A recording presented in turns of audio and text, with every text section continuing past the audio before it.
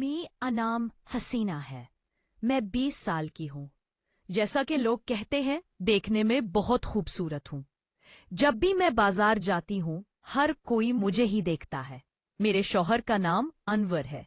हमारी शादी को 1 साल हो चुका है, लेकिन अब तक हमें कोई बच्चा नहीं हुआ। हमने पहले अनवर को दुबई में एक अच्छी नौकरी मिली और वहां चले गए। तब से मैं अपने बड़े से घर में अकेले रहती हूँ।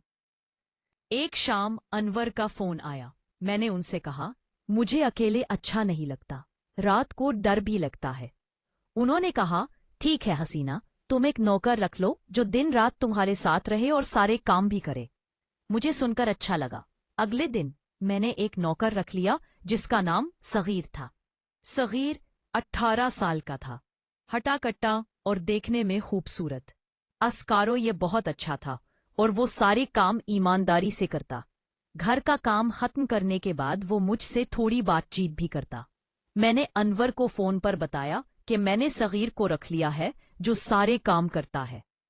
अनवर ने सगीर से फोन पर बात की और कहा, तुम मेरी बीवी का ख्याल रखना, सारे काम करना और घर पर ही रहना। सगीर ने जवाब दिया, मालिक आप जितना कहे, मालकन को कोई तकलीफ नहीं होगी, मैं हमेशा उनके साथ रहूंगा। एक दिन दोपहर में मेरी तबीयत कुछ खराब हो गई।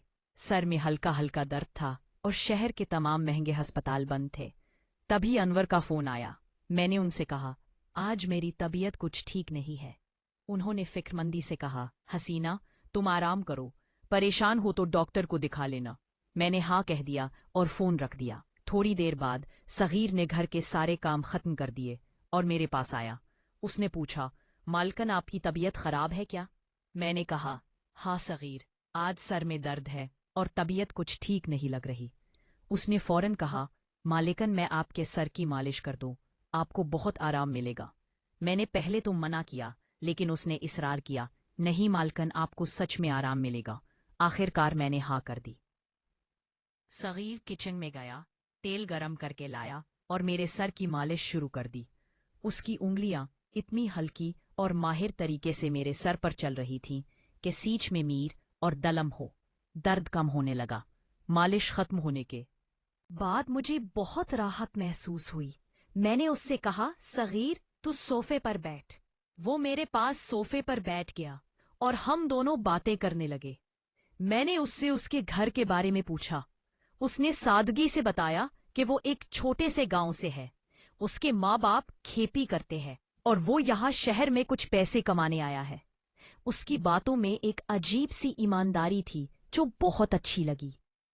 धीरे धीरे हमारी बातें बढ़ने लगीं। अब सगीर जब भी काम से फारिग होता मेरे पास आकर बैठ जाता।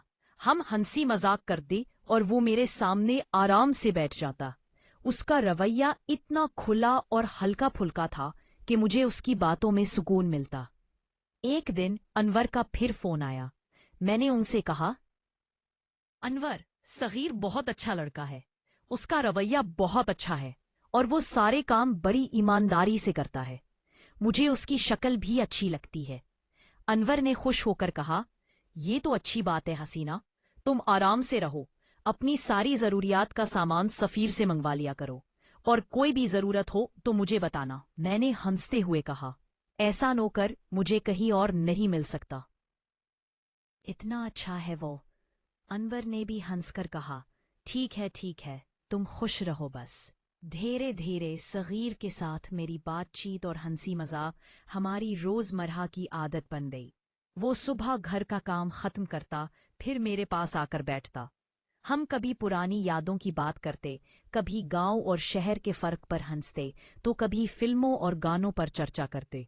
सगीर की बातों में एक अजीब सा ताजगी थी जो मुझे तन्हाई से निकाल देती। एक शाम में बाग में बैठी थी और सगीर पानी देने आया। उसने देखा कि मैं उदास हूं। उसने पूछा, मालकिन क्या बात है, आज आप खामोश क्यों हैं? मैंने कहा, बस सगीर, अनवर की याद आ रही है। वो फोन तो करते हैं लेकिन इतनी दूर है ना, उन्हें छू भी नहीं सकती, ना उनके साथ बैठ सकती हूँ। सगीर ने मुस्कुराते हुए कहा, मैं हूं ना आपके साथ, आप कभी उदास हो तो मुझसे कह देना, मैं आपको हंसाने के लिए कोई ना कोई कहानी सुना दूंगा। اس کی بات سن کر میں ہنس پڑی۔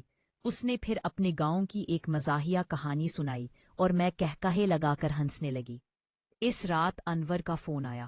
میں نے ان سے کہا، انور، صغیر کا ساتھ نہ ہوتا تو میں اس گھر میں پاگل ہو جاتی۔ وہ واقعی بہت اچھا لڑکا ہے۔ انور نے کہا، حسینہ، مجھے خوشی ہے کہ تمہیں ایک بھروسہ مند انسان مل گیا۔ بس تم خوش رہو اور کوئی چیز درکار ہو تو مجھے بتانا۔ میں نے ہاں میں سر ہلایا، لیکن دل ہی دل میں سوچنے لگی کہ صغیر کے ساتھ گزرے یہ لمحات میرے لیے کتنے قیمتی ہو گئے ہیں۔ دن گزرتے گئے اور صغیر میرے دل میں ایک خاص جگہ بنا چکا تھا۔ ایک دن جب وہ میرے بال سنوار رہا تھا، اس نے اچانک کہا، مالکن، کیا میں آپ سے ایک بات پوچھ سکتا ہوں؟ میں نے حیرت سے پوچھا، کیوں، کیا بات ہے صغیر؟ اس نے گھورتے ہوئے کہا، کیا آپ کبھی مجھے اپنے برابر بیٹھنے دیں گی؟ میں نے چونک کر اس کی طرف دیکھا۔ اس کی آنکھوں میں ایک عجیب سی چمک تھی۔